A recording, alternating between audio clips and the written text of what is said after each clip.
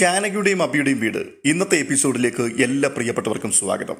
തുടക്കത്തിൽ തന്നെ കാണുന്നത് നിരഞ്ജനയും അപർണയും തമ്മിലുള്ള വാഗ്വാദമാണ്. നിരഞ്ജന അപർണയുടെ മുഖത്ത് നോക്കി പറയുകയാണ്, നിന്റെ അച്ഛൻ നശിപ്പിച്ച സ്ത്രീയാണ് രാധാമണി വാരസ്യാർ. അങ്ങനെയുള്ള ഒരുത്തനുമായിട്ടാ അവളെ എൻ്റെ അച്ഛനെ താരതമ്യപ്പെടുത്തുവാൻ വന്നിരിക്കുന്നത്. അത് കേട്ടിട്ട് അപർണ മറുപടിയായി പറയുകയാണ്, പിന്നെ എന്തിനാടി നിന്റെ ഭർത്താവ് നിനക്കെതിരെ കേസ് വാദിക്കാൻ തയ്യാറെടുത്ത് നിൽക്കുന്നത്? നീ പലതും അറിയാനിരിക്കുന്നതേ ഉള്ളടി. നീ നിന്റെ ഭർത്താവിനോട് പോയി ചോദിക്ക്, എന്തിനാണ് ഈ കേസിന്റെ വക്കാലത്ത് ഏറ്റെടുത്തതെന്ന്. അപ്പോൾ നിരഞ്ജന, നീ എന്തു മനസ്സിൽ വെച്ചുകൊണ്ടാണ് ഇങ്ങനെയൊക്കെ സംസാരിക്കുന്നതെന്ന് എനിക്ക് നന്നായിട്ട് അറിയാം അപർണേ. നിരഞ്ജന ഒരു വിഡ്ഢിയാണെന്നൊന്നും നീ കരുതണ്ട. ഈ കേസിന്റെ വിധിയോടെ നിനക്ക് ഞാൻ ആരാണെന്ന് കാണിച്ചു തരാം. അപർണ തുടങ്ങിയിട്ടേ ഉള്ളടി. നീ എന്നെ തല്ലിയതിന് നിന്റെ കണ്ണുനീര് കൊണ്ട് ഞാൻ കണക്ക് പറയിപ്പിക്കും. നിനക്കതിനുള്ള സമയമൊന്നും കിട്ടാൻ പോകുന്നില്ല മോളെ. ജയിലിൽ കിടക്കുന്ന നിന്റെ അച്ഛനെ ഓർത്ത് കരയാനുള്ള നേരമേ നിനക്ക് കിട്ടൂ. നിരഞ്ജനെ, എന്റെ കണ്ണിൽ നിന്നും കണ്ണുനീരൊന്നും വരില്ല. അത് നിനക്കും വശമുള്ളതാ. എന്തൊരു വിധിയടി നിന്റത്. നീ ആദ്യം എന്റെ മുൻപിൽ വന്നു നിന്ന ആ നിമിഷം അത് ഞാൻ ഓർത്തു വെച്ചിട്ടുണ്ട്. ഞാനും അജയും ക്ഷേത്രത്തിൽ വന്നപ്പോൾ നീയും അവിടെ വന്നു. നീ ആരാണെന്നറിയാതെ ഞാൻ നിന്നെ ഹൽദിക്ക് ക്ഷണിച്ചു. എന്റെ ജീവിതത്തിലേക്ക് നുഴഞ്ഞു കയറിയവളാണ് നീ. വിവാഹമണ്ഡപത്തിൽ വന്ന് വിഷം കഴിച്ചൊരു സ്ത്രീ ചരിത്രത്തിൽ നീ മാത്രമേ ഉണ്ടാവുള്ളൂ. ഒടുവിൽ എനിക്ക് ഈ കഴിവുകെട്ടവനെ സ്വീകരിക്കേണ്ടി വന്നു. എല്ലാം ഞാൻ മനസ്സിൽ കുറിച്ചു വെച്ചിട്ടുണ്ട്. ഞാൻ കണക്ക് തീർക്കുകയാണടി. നീ ആരുടെ കൂടെയാണോ ജീവിക്കാൻ ആഗ്രഹിച്ചത് അവനെ വെച്ച് തന്നെ. അത് കേട്ടിട്ട് നിരഞ്ജന പറയുകയാണ്, ഒന്നും മതിയാക്ക അപർണ. എന്റെ നാവടയ്ക്കുവാൻ വേണ്ടി നീ കഴിഞ്ഞതൊന്നും വിളിച്ചു കൂവിയിട്ട് കാര്യമില്ല. വിവേകബുദ്ധിയില്ലാതെ അന്ന് കാണിച്ചു കൂട്ടിയ കാര്യങ്ങളൊക്കെ ഓർത്ത് ഇന്ന് ഞാൻ ലജ്ജിക്കാത്ത ദിവസങ്ങളില്ല. പിന്നെ നീ ഇപ്പോൾ അജയ്ക്ക് വേണ്ടി സംസാരിച്ചല്ലോ. ആ വിവാഹം നടക്കാതെ പോയതിൽ നീ ഇപ്പോൾ മനസ്സുകൊണ്ട് സന്തോഷിക്കുന്നുണ്ടെന്ന് എനിക്ക് നന്നായിട്ടറിയാം. സോ അതിന്റെ പേരിൽ നീ എന്നെ ക്രൂശിക്കാനൊന്നും വരണ്ട. പിന്നെ നിനക്ക് ജയിക്കണമെങ്കിൽ എന്തു വേണമെങ്കിലും വിളിച്ചു പറഞ്ഞു. അപ്പോൾ അപർണ, ഞാൻ തന്നെ ജയിക്കുവടി. നിനക്ക് ഞാനത് കാണിച്ചു തരാം. എന്റെ ഔദാര്യം കൊണ്ടാ ഇപ്പോൾ നീ ഇവിടെ നിൽക്കുന്നത്. അജയുടെ ആവശ്യം എനിക്കിപ്പോൾ ഉണ്ടായിപ്പോയി. അല്ലായിരുന്നെങ്കിൽ നിന്നെ ഞാനിപ്പോൾ ഒരുപിടി ചാരമാക്കി മാറ്റിയേനെ. അപർണേ, അത് നിന്റെ അഹങ്കാരം മാത്രമാണ്. നിന്റെ ആ അഹങ്കാരം ഇല്ലാതാകണമെങ്കിൽ നീ ഉള്ളിൽ കൊണ്ടു നടന്ന് പൂജിക്കുന്ന നിന്റെ അച്ഛനെന്ന ആ വിഗ്രഹം അതുടഞ്ഞു വീഴണം. അന്നു മാത്രമേ നിന്റെ മനസ്സിൽ വെളിച്ചം വരൂ. ആ വെളിച്ചത്തിൽ മാത്രമേ നീ വെറുത്തവരെ നിനക്ക് ശരിക്കും മനസ്സിലാവൂ. നിന്റെ ഏടത്തി, നിന്റെ ഏട്ടൻ, നിന്റെ ഭർത്താവ്, ഇവരെയെല്ലാം നീ അന്ന് തിരിച്ചറിയും. പക്ഷേ നിനക്കതിനുള്ള ഭാഗ്യം ഉണ്ടാവാൻ പോകുന്നില്ല. ഇത്രയും പറഞ്ഞിട്ട് നിരഞ്ജന തിരിഞ്ഞു നടക്കുകയാണ്. ഉടനെ അപർണ പിറകിൽ നിന്ന് വിളിക്കുന്നുണ്ട്, നിക്കിടി. അല്ല, നീ എങ്ങോട്ട് പോവാ? അപ്പോൾ അമല് പറയുകയാണ്, ഏട്ടത്തി, ദയവ് ചെയ്ത് ഏട്ടത്തി ഒന്ന് പോ. ഇത് കേട്ടുകൊണ്ട് നിരഞ്ജന മുകളിലേക്ക് വീണ്ടും നടന്നു നീങ്ങുന്നു. ഉടനെ അപർണ പല്ലു ഞെറമിക്കൊണ്ട് പറയുക, അവളുടെ സകല അഹങ്കാരവും ഞാൻ തീർത്തു വിടുന്നുണ്ട്. നീ മിടുക്കിയാടി. നിന്നെ കണ്ടുകൊണ്ട് വേണം സകല പെൺകുട്ടികളും പഠിക്കാൻ എന്ന് അപ്പോൾ അമൽ. എടാ, അവൾ എന്നെ തല്ലിയതിന്റെ കണക്ക് ഞാൻ തീർത്തിരിക്കും. ഓ, മറുവശത്ത് ഉണ്ണിത്താനെ തല്ലിയതിന്റെ കണക്കും തീർക്കാനുണ്ടെന്ന് ഓർത്തു വെച്ചു. ഇത്രയും പറഞ്ഞിട്ട് അമലും മുകളിലേക്ക് കയറി പോവുകയാണ്. തുടർന്ന് കാണുന്നത് മുകളിലത്തെ നിലയിൽ അജയ് എന്തൊക്കെയോ ചിന്തിച്ചുകൊണ്ട് അങ്ങോട്ടും ഇങ്ങോട്ടും നടക്കുകയാണ്. ഈ സമയത്ത് അമൽ അവിടേക്ക് കയറി വരുന്നുണ്ട്. എന്നിട്ട് അമൽ ചോദിക്കുകയാണ്, ഏട്ടാ, ശരിക്കും അജയേട്ടൻ്റെ ഉദ്ദേശം എന്താ? എനിക്ക് അതൊന്ന് അറിഞ്ഞാൽ കൊള്ളായിരുന്നു. അതെന്താ, നീ കേസുമായി ബന്ധപ്പെട്ടുള്ള കാര്യമാണോ ചോദിക്കുന്നത്? അല്ല, ചോദിക്കാൻ അതല്ലാതെ പിന്നെ മറ്റെന്താണുള്ളത്? ഇത് എൻ്റെ പ്രൊഫഷനല്ലേ. എൻ്റെ ജോലിയിലേക്ക് മടങ്ങി വരണമെന്ന് എനിക്ക് തോന്നി. കയ്യിൽ വന്നൊരു കേസാണ്, അത് ഞാൻ അറ്റൻഡ് ചെയ്തു. അതിൽ കവിഞ്ഞ് മറ്റൊന്നുമില്ല. ഇല്ലേ? അതിൽ കവിഞ്ഞ് ഒരു ഇൻട്രസ്റ്റും ഈ കേസിനോട് അജയേട്ടനില്ല. എടാ, ഒരു കേസിനോടുള്ള അഡ്വക്കറ്റിൻ്റെ ഇൻട്രസ്റ്റ് അത്ര മാത്രമേ ഉള്ളൂ. കുറച്ച് നാളുകളായി ഞാൻ ഈ ആലോചന തുടങ്ങിയിട്ട്. അപ്പോഴാണ് അപർണ ഈ കേസ് ഏറ്റെടുക്കാമോ എന്ന് എന്നോട് ചോദിച്ചത്. ഏട്ടാ, മറുഭാഗത്ത് ഏട്ടൻ്റെ ഭാര്യയാണ്. എടാ, അതിൽ എനിക്കോ നിരഞ്ജനയ്ക്കോ യാതൊരു നീരസവുമില്ല. ഞങ്ങൾ ഇതൊരു സ്പോർട്സ്മാൻ സ്പിരിറ്റിൽ തന്നെയാണ് ഏറ്റെടുത്തിരിക്കുന്നത്. അത് കേട്ടിട്ട് അമല് പറയുകയാണ്, അതൊക്കെ ഏട്ടൻ്റെ വിശ്വാസം മാത്രമായിരിക്കും. ഈ കേസിന്റെ ഗൗരവം പോലും ഏട്ടൻ മനസ്സിലാക്കിയിട്ടില്ല. ഈ കേസിൽ നിന്നും അജയേട്ടൻ ദയവ് ചെയ്ത് ഒഴിയണം. ആവശ്യമില്ലാതെയാണ് അജയേട്ടൻ ഈ കേസിൽ കൊണ്ടുവന്ന് തലവെച്ചിരിക്കുന്നത്. ഇവരിത് സംസാരിച്ചു കൊണ്ട് നിൽക്കുന്ന സമയത്ത് അപർണ മെല്ലെ അവിടേക്ക് വന്ന് മറഞ്ഞു നിന്ന് കേൾക്കുകയാണ് അവരുടെ സംഭാഷണങ്ങൾ. വീണ്ടും അമല് പറയുകയാണ്, ഇനി കോടതിയിലേക്ക് ഇല്ലെന്ന് അജയേട്ടൻ തന്നെയാണ് പറഞ്ഞത്. വീണ്ടും തിരിച്ചു വന്ന് കേസ് ഏറ്റെടുത്തപ്പോൾ അതിന്റെ പിൻപിലുള്ളത് എന്താണെന്ന് ആർക്കാണ് അറിയാത്തത്? എടാ, നീ ഇതൊരു കേസായിട്ട് മാത്രം കണ്ടാൽ മതി. ഏട്ടാ, എനിക്കിതെങ്ങനെ ഒരു കേസായിട്ട് മാത്രം കാണാൻ കഴിയും? അപർണ പറയുന്നത് പോലെ ഒരു കുടുംബത്തിലുള്ളവരുടെ തമ്മിലടിയല്ലേ നടക്കാൻ പോകുന്നത്? ഇവിടെ നഷ്ടം സംഭവിക്കാൻ പോകുന്നത് അജയേട്ടന് മാത്രമാണെന്ന് എന്താ മനസ്സിലാക്കാൻ കഴിയാതെ പോയത്? അല്ല, അജയേട്ടൻ നിരഞ്ജനയിടത്തിക്കൊത്ത് ജീവിതം ആഗ്രഹിക്കുന്നില്ലേ? അതെ. നീ എന്താ അങ്ങനെ ചോദിച്ചത്? എടാ, ഒരു കേസാകുമ്പോൾ വാദിഭാഗത്തും പ്രതിഭാഗത്തും വക്കീലന്മാരുണ്ടാവും. അതിലിപ്പോൾ അപ്പുറത്തോ ഇപ്പുറത്തോ നിൽക്കുന്നത് ഭാര്യയോ ഭർത്താവോ എന്നുള്ളതല്ല വിഷയം. ഇതങ്ങനെ ഒരു കേസല്ല എന്ന് മനസ്സിലാക്കാൻ അജയേട്ടന് കഴിയാഞ്ഞിട്ടല്ല. ഈ കേസിന്റെ വക്കാലത്ത് ഏറ്റെടുക്കുമ്പോൾ ജാനകിയടത്തിയെ വിളിച്ചൊന്ന് സംസാരിക്കാൻ പോലും അജയേട്ടൻ മനസ്സ് കാണിച്ചില്ല. അപ്പോൾ അജയ്, എടാ, ഞാനിതൊരു കേസായിട്ട് മാത്രമേ കണക്കാക്കിയിട്ടുള്ളൂ. എതിർവശത്ത് നിൽക്കുന്നത് ആരാണെന്ന് ഞാൻ ചിന്തിച്ചിട്ടില്ല. അഭിയേട്ടനോടുള്ള പക വെച്ച് അജയേട്ടൻ ഇറങ്ങിത്തിരിക്കുമ്പോൾ രണ്ട് കാര്യങ്ങൾ മനസ്സിൽ വെക്കുന്നത് നന്നായിരിക്കും. ഇത് കേട്ടുകൊണ്ട് പെട്ടെന്ന് മറഞ്ഞു നിന്നിടത്തു നിന്നും അപർണ മുൻപിലേക്ക് നടന്നു വരികയാണ്. അപ്പോൾ അഭി വീണ്ടും പറയുകയാണ്, ഈ കേസിലേക്ക് അജയേട്ടൻ വന്നാൽ രണ്ട് കുടുംബങ്ങളും തമ്മിലുള്ള ബന്ധം നഷ്ടമാകും. ഒപ്പം നിരഞ്ജനയിടത്തിയെ ഒരുപക്ഷെ അജയേട്ടനും നഷ്ടമാവും. ഇതെല്ലാം അജയേട്ടൻ അറിയാം. പെട്ടെന്ന് അപർണ, കൊള്ളാം, അജയെ പിന്തിരിപ്പിക്കാനുള്ള അനിയന്റെ ശ്രമമാണ് അല്ലേ? എടീ, അജയേട്ടനും നിരഞ്ജനയിടത്തിയും തമ്മിലുള്ള ബന്ധം തകർക്കാനാണ് നീ ശ്രമിക്കുന്നത്. പുരകത്തുമ്പോൾ വാഴ വെട്ടുന്ന തന്ത്രം മനസ്സിലാക്കാൻ അജയേട്ടനൊട്ടും മനസ്സിലാകുന്നുമില്ല. നിനക്ക് എങ്ങനെ വേണമെങ്കിലും വ്യാഖ്യാനിക്കാം. അവരൊന്നിച്ച് ജീവിച്ചു പോകാനാണ് ഞാൻ ശ്രമിക്കുന്നത് എന്നുള്ള കാര്യം അജയ്ക്ക് നന്നായിട്ടറിയാം. ഉടനെ അജയ് പറയുകയാണ്, ഞാൻ അല്ലെങ്കിൽ മറ്റൊരാൾ ഈ കേസ് വാദിക്കും. ഇത് ശത്രുത തീർക്കുവാൻ കെട്ടിച്ചമച്ച കേസാണെന്ന് നിനക്കും അറിയാം, നിരഞ്ജനയ്ക്കും അറിയാം. നീ കാണുന്നത് പോലുള്ള ഭവിഷ്യത്തൊന്നും ഇതിന്റെ പിൻപിലുണ്ടാവില്ല. ഞാൻ പ്രൊഫഷനിലേക്ക് തിരിച്ചു വന്നതിൽ നിരഞ്ജന സന്തോഷിക്കുകയുള്ളൂ. അതുകൊണ്ട് നിയമം നിയമത്തിന്റെ വഴിക്ക് പോകട്ടെ. നീ ഇതിനെ കുടുംബവുമായിട്ട് കൂട്ടിക്കുഴയ്ക്കാതിരുന്നാൽ മതി. അതെ, എനിക്കറിയാം എൻ്റെ ജീവിതം നോക്കാൻ. ഇത്രയും പറഞ്ഞിട്ട് അജയ് അവിടുന്ന് ദേഷ്യത്തോടെ നടന്നു പോവുകയാണ്. ഇത് കണ്ടുകൊണ്ട് ഒരു ചെറു പുഞ്ചിരിയോടുകൂടി അമലിന്റെ മുഖത്തേക്ക് നോക്കിക്കൊണ്ട് അപർണ പറയുകയാണ്, ഏറ്റില്ല അല്ലേ? എടാ, നിനക്ക് പറ്റുമെങ്കിൽ അജയ്യെ ഒന്ന് പിന്തിരിപ്പിക്കാൻ ശ്രമിക്ക്. ഞാൻ നിർബന്ധിച്ചിട്ടൊന്നുമല്ല അജയ് വക്കാലത്ത് ഏറ്റെടുത്തത്. നിന്നേക്കാൾ ബുദ്ധി അജയ്ക്കുണ്ട്. നീ ഇപ്പോഴും മാവിന് കല്ലെറിഞ്ഞ് നടക്കുന്ന ആ പഴയ അമൽ തന്നെയാ. ഏട്ടന്റെ പാദരക്ഷകൾ തലയിലേന്തി നടക്കാൻ വിധിക്കപ്പെട്ടവൻ. പക്ഷെ എൻ്റെ കൂടെ നിൽക്കണമെന്ന് ഞാൻ പറയില്ല. എന്നാൽ മറ്റുള്ളവരുടെ മുൻപിൽ വെറും കോമാളിയാകരുത് പ്ലീസ്. ഇത്രയും പറഞ്ഞിട്ട് അപർണ അവിടുന്ന് വേഗം നടന്നു നീങ്ങുകയാണ്. തുടർന്ന് കാണുന്നത് നകുലനെയാണ്. നകുലന്റെ ഡ്രൈവർ ജോലിയിൽ നിന്നും നരേന്ദ്രൻ പിരിച്ചുവിട്ട ആ ജോലിക്കാരൻ അയാളുടെ മുൻപിലാണ് നിൽക്കുന്നത്. അപ്പോൾ അയാൾ ചോദിക്കുന്നുണ്ട്, നകുലേട്ടൻ എന്തിനാണ് വരാൻ പറഞ്ഞത്? നീ ഇപ്പോൾ അങ്ങോട്ടൊന്നും വരുന്നില്ലല്ലോടാ. നിനക്ക് വേറെ പൊത്ത് കിട്ടിയപ്പോൾ അങ്ങോട്ട് പോയി അല്ലേ? നീ പൊക്കോ. പക്ഷേ പോകുന്നതിന് മുൻപ് അത് പറഞ്ഞിട്ട് പോകണമായിരുന്നു. ഈ നകുലന്റെ പോളിസി അതാണ്. പറയാതെ പോയാൽ ഒരാളെക്കുറിച്ച് വെറുതെ പ്രതീക്ഷിച്ചുകൊണ്ടിരിക്കണം.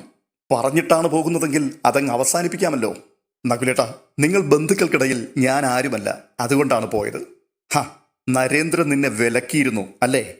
ഇത് കേട്ടിട്ട് അയാൾ മൗനമായി നിൽക്കുമ്പോൾ നകുലൻ ചോദിക്കുകയാണ്, എന്നോടൊന്നും പറയരുതെന്ന് നരേന്ദ്രൻ പറഞ്ഞിരുന്നു അല്ലേ? അതെ, ജാനകിയെപ്പറ്റി ഒന്നും നകുലേട്ടൻ അറിയരുതെന്ന് എന്നെ വിലക്കിയിരുന്നു. ഇനി ജോലിയിലേക്ക് വരണ്ട എന്നും പറഞ്ഞു. അതിന് അവൻ ആരാണെന്ന് നിനക്കറിയില്ലേ? അന്ന് അവൻ എൻ്റെ ജീവിതത്തിൽ കയറി കളിച്ചിട്ടും ഞാൻ അവനെ ശത്രുവായി കണ്ടില്ല. അവൻ പറയുന്നതൊക്കെ നീ കേട്ടതിലാണ് എനിക്ക് അത്ഭുതം. നകുലേട്ടാ, ജാനകിക്ക് ഒരു കുടുംബമായി. ഇനിയും അവളുടെ പിന്നാലെ നകുലേട്ടൻ നടന്നാൽ പഴയ സ്ഥിതിയിലേക്ക് എത്തിച്ചേരുമെന്ന് നരേന്ദ്രൻ എന്നോട് പറഞ്ഞു. ആലോചിച്ചപ്പോൾ അത് ശരിയാണെന്ന് എനിക്കും തോന്നി. നകുലേട്ടൻ്റെ രണ്ടാം ജന്മമാണിത്. പിന്നെ ജാനകിയുടെ ഭർത്താവ്, അവനോട് കൂട്ടിയാൽ കൂടില്ല നകുലേട്ടാ. നരേന്ദ്രൻ സാറിന് ജാനകിയെ പറ്റിയുള്ള മുഴുവൻ വിവരങ്ങളും അറിയാം. അപ്പോ എൻ്റെ കണക്കുകൂട്ടൽ തെറ്റിയില്ല. നരേന്ദ്രൻ വീണ്ടും ഇടയിൽ കയറി കളിക്കാൻ തുടങ്ങി. ഇനി അവൻ എൻ്റെ ജീവിതത്തിൽ കയറി കളിക്കുവാൻ ഞാൻ അനുവദിക്കില്ല. പക്ഷേ അവൻ വിളിച്ചാൽ നീ ഫോൺ എടുക്കരുത്. പറഞ്ഞത് മനസ്സിലായോടാ? അപ്പോൾ അയാൾ പറയുന്നുണ്ട്, ശരി നകുലേട്ടാ. പക്ഷേ നകുലേട്ടൻ നിഴലായി നിന്ന് മാത്രമേ ഇനി കരുക്കൾ നീക്കാവൂ. അപ്പോൾ നകുലൻ ചോദിക്കുകയാണ്, ഞാൻ ആരുടെ നിഴലായിട്ട് നിൽക്കണമെന്നാണ് നീ പറയുന്നത്? അതിന് എനിക്കിവിടെ ആരാടാ ഉള്ളത്? നകുലേട്ടൻ്റെ നിഴലും തണലുമൊക്കെ ആരാ നകുലേട്ടാ? അറിയില്ലേ, ഇന്ദ്രജ മാഡം. ഇതുവരെ ഇന്ദ്രജ മാഡം കാര്യങ്ങളൊന്നും അറിഞ്ഞിട്ടില്ല. പക്ഷെ ഇന്നലെ എന്നെ വിളിച്ചിരുന്നു. നകുലൻ ഇവിടെ തുടരുന്നതിൻ്റെ കാര്യം എന്താണെന്ന് എന്നോട് ചോദിച്ചിരുന്നു. ചിലപ്പോ ഇങ്ങോട്ട് വരാനും സാധ്യതയുണ്ട്. ഇന്ദ്രയിടത്തി വന്നിട്ട് എന്തു ചെയ്യാനടാ? ആ കാലമൊന്നും അല്ലിത്. നകുലേട്ടൻ്റെ മനസ്സിലുള്ളത് ഏട്ടത്തിയോട് തുറന്നു പറയണം. എന്തായാലും ജാനകിയോടുള്ള പക ഇന്ദ്രജ മാഡത്തിന് ഉണ്ടാകാതിരിക്കുമോ? കുറച്ചു കാലം മുമ്പ് വരെ ജാനകിയെ തേടി പിടിക്കുവാൻ ഇന്ദ്രജ മാഡം എന്നോട് പറഞ്ഞതാണ്. കണ്ടുകിട്ടിയാൽ തീർത്തേക്കാനാണ് പറഞ്ഞത്. ഇത് കേട്ടുകൊണ്ട് നകുലൻ അയാളുടെ കോളറിൽ കയറി കുത്തിപ്പിടിച്ചുകൊണ്ട് ചോദിക്കുകയാണ്, എടാ, അപ്പൊ ജാനകിയെ കണ്ടിരുന്നെങ്കിൽ നീ അത് ചെയ്യുമായിരുന്നു അല്ലടാ? ചെയ്യാതെ നിവർത്തിയില്ലല്ലോ നകുലേട്ടാ. മുള്ളു പോലും അറിയാതെ പൂ അടർത്തിയെടുക്കുന്നത് പോലെ വേണം എനിക്ക് അവളെ അടർത്തിയെടുത്തോണ്ട് വരാൻ. ഒരു പെണ്ണിന് അതിനു മാത്രം ഇത്ര പ്രത്യേകത എന്താണെന്ന് ഒരുപക്ഷെ നിങ്ങളൊക്കെ ചോദിച്ചേക്കാം. ഒരു പെണ്ണിനെ തീവ്രമായി മോഹിച്ചു പോയാൽ അവൾ ഈ ലോകത്തിലെ ഏറ്റവും നല്ല പെണ്ണാണെന്ന് തോന്നിപ്പോകും. മോഹം അതൊരു വാശിയാണ്, ഒടുങ്ങാത്ത വാശി. എന്തായാലും നീ ഏട്ടത്തിയമ്മയെ വിളിച്ച് വിവരം പറ, നകുലൻ അവളുടെ പിന്നാലെയാണെന്ന്. എന്നാൽ നകുലൻ ഇതൊന്നും അറിഞ്ഞിട്ടില്ല. ഇത്രയും പറഞ്ഞിട്ട് നകുലൻ അങ്ങ് പൊട്ടിച്ചിരിക്കുകയാണ്. തുടർന്ന് കാണുന്നത് ചന്ദ്രകാന്തത്തിലെ കാഴ്ചകളാണ്. ജാനകിയുടെ അമ്മ ഒരിടത്തിരിക്കുമ്പോൾ അവിടേക്ക് ഒരു സ്ത്രീയെയും കൂട്ടിക്കൊണ്ട് അഭി വരുന്നുണ്ട്. എന്നിട്ട് ജാനകിയുടെ അമ്മയെ കാണിച്ചു കൊടുത്തിട്ട് ചോദിക്കുകയാണ്, ഈ ആളെ രേവതി അമ്മയ്ക്ക് മനസ്സിലായോ? അവര് ഒന്ന് സൂക്ഷിച്ചു നോക്കിയിട്ട് പറയുകയാണ്, ആഹാ, ഇത് രാധാമണിയല്ലേ? തുടർന്ന് അവർ രാധാമണിയുടെ അരികിൽ ഇരുന്നു കൊണ്ട് കയ്യിൽ കയറി പിടിച്ചിട്ട് ചോദിക്കുകയാണ്, രാധാമണി, എന്നെ ഓർക്കുന്നുണ്ടോ? ഞാൻ രേവതിയാണ്. ഇത് കേട്ടുകൊണ്ട് രാധാമണി അവരുടെ മുഖത്തേക്കൊന്ന് സൂക്ഷിച്ചു നോക്കുന്നുണ്ട്. അപ്പോൾ അവർ വീണ്ടും പറയുകയാണ്, നമ്മൾ ഒരുമിച്ച് കമ്പനിയിൽ ജോലി ചെയ്തിട്ടുണ്ട്. രാധാമണി എൻ്റെ വീട്ടിൽ വന്ന കാര്യമൊക്കെ മറന്നോ രാധാമണി? ഉടനെ ജാനകി പറയുന്നുണ്ട്, അമ്മയ്ക്ക് ഒന്നും ഓർക്കാൻ കഴിയുന്നില്ല, അതുകൊണ്ടാ രേവതിയമ്മേ ഇങ്ങനെ മിണ്ടാതിരിക്കുന്നത്. അപ്പോൾ അവർ വീണ്ടും ചോദിക്കുകയാണ്, എവിടെയായിരുന്നു രാധാമണി ഇത്രയും നാള്? അതിന് മറുപടിയായിട്ട് അഭി പറയുകയാണ്, കമ്പനിയിൽ നിന്നും വിട്ടുപോയതിനു ശേഷം അമ്മ ഒരു ശരണാലയത്തിലായിരുന്നു. അവിടെ നിന്നാണ് അമ്മയെ ഞങ്ങൾ ഇവിടേക്ക് കൂട്ടിക്കൊണ്ടുവന്നത്. അപ്പോൾ അവർ പറയുകയാണ്, രാധാമണി വാതോരാതെ സംസാരിക്കുമായിരുന്നു, പക്ഷെ ഇപ്പോഴെന്താണ് പറ്റിയത്? അതിന് അഭി, അച്ഛൻ മരിച്ചതിൻ്റെ ഷോക്കിലായിരുന്നു അമ്മ.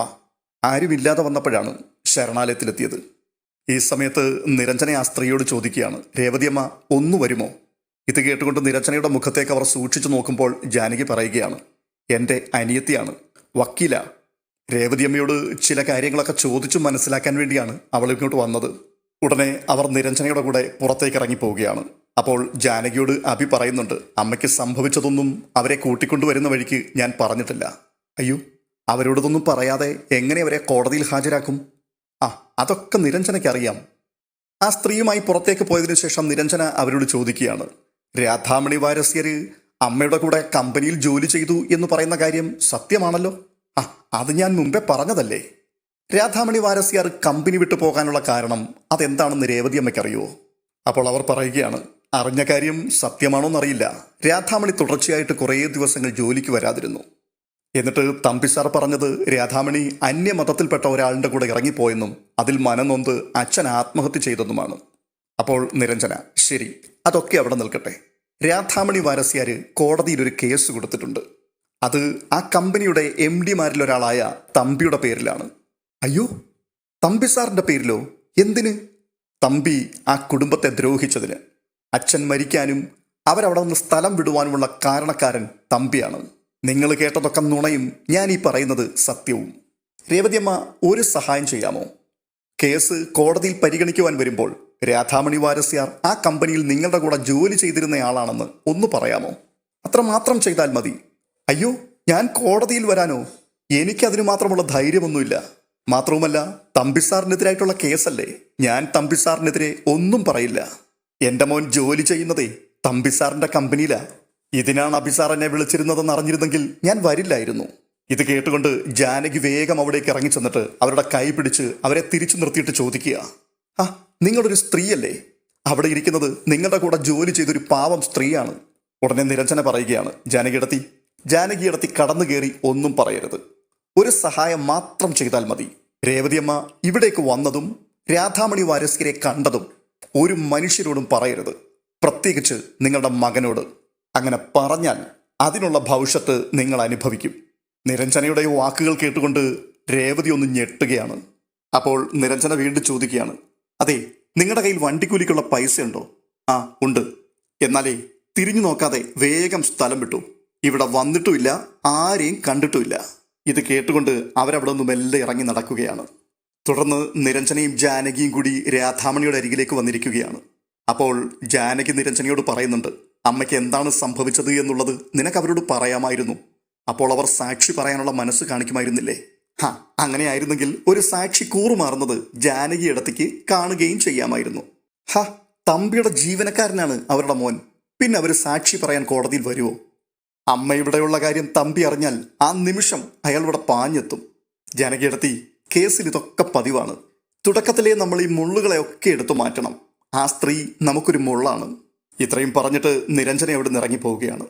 തുടർന്ന് കാണുന്നത് അപർണയുടെ വീട്ടിൽ നിൽക്കുമ്പോൾ അജയ് അവിടേക്ക് കയറി ചെല്ലുന്ന കാഴ്ചയാണ്. അജയ്യെ കണ്ടുകൊണ്ട് അപർണ ഓടിച്ചെന്നിട്ട്, ആഹാ അജയ്യോ, വരൂ. ആ, മുൻപൊരിക്കൽ ഏട്ടൻ്റെ കൂടെ അജയ് ഇവിടെ വന്ന കാര്യം ഓർക്കുന്നുണ്ടോ? ആ, അന്നെൻ്റെ കാറ് ശരിയാക്കി തന്നതല്ലേ, നല്ല ഓർമ്മയുണ്ട്. അത് കേട്ടിട്ട് അപർണ മനസ്സിൽ പറയുകയാണ്, ആ, ഓർമ്മകൾ ഉണ്ടാവണം. ഉടനെ അജയ്, അല്ല തമ്പിയങ്കിളില്ലേ? ആ ഉണ്ട്, അകത്തുണ്ട്, വരൂ. ഇത് പറഞ്ഞിട്ട് അപർണ തമ്പിയുടെ അരികിലേക്ക് അജയ്യെ കൂട്ടിക്കൊണ്ട് പോവുകയാണ്. അജയ്യെ കണ്ട മാത്രയിൽ ഇരിപ്പിടത്തിൽ നിന്ന് ചാടി എഴുന്നേറ്റിട്ട് തമ്പി പറയുകയാണ്, ആ എടാ മോനെ അജയ്, നിന്നെ ഞാൻ കാത്തിരിക്കുകയായിരുന്നു. ആ മോളെ, അജയ്ക്ക് ചായ ഇട്. ഇല്ല വേണ്ട, ഇപ്പൊ ചായ വേണ്ട. അപ്പോൾ വീണ്ടും തമ്പി അജയ്യോട് ചോദിക്കുകയാണ്, മോനെ അജയ്, വാദിഭാഗം വക്കീലുമായിട്ട് മോന്റെ ജീവിതം എങ്ങനെയുണ്ട്? ആ, ഞാനും നിരഞ്ജനയും തമ്മിൽ പ്രശ്നങ്ങളൊന്നും തന്നെയില്ല. ആ, അത് നല്ലത്. നീ എന്നെ സഹായിക്കാൻ വന്നതുകൊണ്ട് നിന്റെ ജീവിതത്തിൽ പ്രശ്നങ്ങളൊന്നും ഉണ്ടാവരുത്, അല്ലേടി മോളെ? തുടർന്ന് അജയ് പറയുകയാണ്, ഈ കേസിനാസ്പദമായ സംഭവം നടന്നതായി പറയുന്നത് കമ്പനി ഓഫീസിൽ വെച്ചാണ്. അതെ, അന്നത്തെ റെക്കോർഡ്സുകളൊന്നും ഇപ്പോഴില്ല. അങ്കിള് ഒരു കേസുമായിട്ടുള്ള ബന്ധത്തിൽ ജയിലിൽ പോയപ്പോൾ ആ കമ്പനി അങ്ങ് പൂട്ടി. കേസുമായിട്ട് ബന്ധപ്പെട്ട് ജയിലിൽ പോയതല്ല, നിന്റെ തന്ത മനഃപൂർവ്വം എന്നെ അയച്ചതാണ്. ഒരു നിമിഷം മൗനമായി നിന്നിട്ട് അജയ് വീണ്ടും ചോദിക്കുകയാണ്, ഈ രാധാമണി വാരസ്യാർ എന്ന സ്ത്രീ ശരിക്കും കമ്പനിയിൽ ജോലി ചെയ്തതായിട്ട് അങ്കിളിന് ഓർമ്മയുണ്ടോ? ആ, ഈ പേര് കേട്ടപ്പോൾ തന്നെ ഞാൻ അന്നുണ്ടായിരുന്ന ആൾക്കാരെ വിളിച്ചന്വേഷിച്ചു. കുറച്ചുപേരെ ആ സമയത്ത് ജോലിയിൽ നിന്നും പിരിച്ചുവിട്ടിരുന്നു. ആ കൂട്ടത്തിൽ ഈ സ്ത്രീയും ഉൾപ്പെട്ടിരുന്നു എന്നാണ് ഒരാൾ പറഞ്ഞത്. അപ്പോൾ അപർണ പറയുകയാണ്, അത് മനസ്സിലാക്കിയിട്ടല്ലേ അബി അവരെ കണ്ടെത്തിയത്. അതിനുവേണ്ടിയുള്ളവരുടെ അന്വേഷണം തുടങ്ങിയിട്ട് എത്രയോ കാലമായി. അജയുടെ അച്ഛൻ മരിച്ചു കഴിഞ്ഞപ്പോൾ തൊട്ട് തുടങ്ങിയ അന്വേഷണമാണ്. നമ്മൾ കരുതിയിരുന്നത് ജാനകി അമ്മയെ തേടി നടക്കുകയായിരുന്നല്ലേ. അബിയും ജാനകിയും നമ്മളെ കടത്തി വെട്ടിക്കളഞ്ഞു. അപ്പോൾ തമ്പി അപർണയുടെ മുഖത്ത് നോക്കി പറയുകയാണ്, എനിക്ക് ആ സ്ത്രീയെ കണ്ടതിന്റെ ഓർമ്മ പോലും ഇല്ലടി മോളെ. ഓഫീസ് കാര്യങ്ങളൊക്കെ അന്ന് നോക്കിയിരുന്നത് സൂര്യനാരായണനാണ്. അപ്പോൾ അജയ് പറയുകയാണ്, ഇനിയിപ്പോൾ അവർ ചെയ്യാൻ പോകുന്നത് ഇത് സ്ഥാപിച്ചെടുക്കുവാൻ വേണ്ടി കള്ളസാക്ഷികളെ ഉണ്ടാക്കുക എന്നുള്ളതാണ്. ഇത് കേൾക്കുമ്പോഴേക്കും ഒരമ്പരപ്പോടുകൂടി അജയുടെ മുഖത്തേക്ക് അങ്ങനെ അപർണ സൂക്ഷിച്ചു നോക്കുന്നു. ഇതോടെ ഇന്നത്തെ എപ്പിസോഡ് അവസാനിക്കുകയാണ്. തുടർന്ന് നാളത്തെ എപ്പിസോഡിന്റെ പ്രൊമോയാണ് വരുന്നത്. മേരിയമ്മയും ജാനകിയും കൂടി രാധാമണിയുടെ കയ്യിലേക്ക് ഒരു ഫോട്ടോ കൊടുക്കുന്നു. ആ ഫോട്ടോ കണ്ട മാത്രയിൽ ഞെട്ടിത്തരിച്ചുകൊണ്ട് രാധാമണി ഇരിപ്പിടത്തിൽ നിന്നും എഴുന്നേൽക്കുകയാണ്. ഉടനെ പരിഭ്രമത്തോടെ ജാനകി ചോദിക്കുന്നുണ്ട്, എന്താ അമ്മേ, ഈ ഫോട്ടോയിലുള്ളത് ആരാണെന്ന് അമ്മയ്ക്ക് മനസ്സിലായോ? അമ്മേ, അമ്മയുടെ അച്ഛനാണ്, മാധവ വാര്യർ. തുടർന്ന് മേരിയമ്മ ജാനകിയോട് പറയുകയാണ്, മോളും മേരിയമ്മ പറയുന്നത് മനസ്സിൽ കുറിച്ചു വെച്ചു, രാധാമണി ഈ മൗനം പൊട്ടിക്കും. പിന്നീട് കാണുന്നത് ഒരു കാർ വന്നു നിൽക്കുന്നു. ആ കാറിന്റെ ഡ്രൈവിംഗ് സീറ്റിൽ നിന്നും ഒരു സ്ത്രീ പുറത്തേക്ക് ഇറങ്ങുന്നു. അവരുടെ മുഖം വ്യക്തമാകുന്നില്ല. അടുത്ത ഫ്രെയിമിൽ ജാനകി അബിയോട് പറയുകയാണ്, എൻ്റെ അമ്മ സംസാരിക്കും, എന്നെ മോളെ എന്ന് വിളിക്കും. ഇത്രയും പറഞ്ഞ് ജാനകി അബിയുടെ മാർവിലേക്ക് ചാരുകയാണ്. ഈ വീഡിയോ നിങ്ങൾക്ക് ഇഷ്ടപ്പെട്ടിട്ടുണ്ടെങ്കിൽ ഒന്ന് ലൈക്ക് ചെയ്യുവാൻ മറക്കരുത്. ഇതുവരെയും നിങ്ങൾ ഈ ചാനൽ സബ്സ്ക്രൈബ് ചെയ്യാതെയാണ് കാണുന്നതെങ്കിൽ ഒന്ന് സബ്സ്ക്രൈബ് ചെയ്യുവാനും ഓർപ്പിക്കുകയാണ്. അടുത്ത വീഡിയോയുമായി നാളെ വീണ്ടും കാണുമ്പോഴേക്കും ബൈ ബൈ.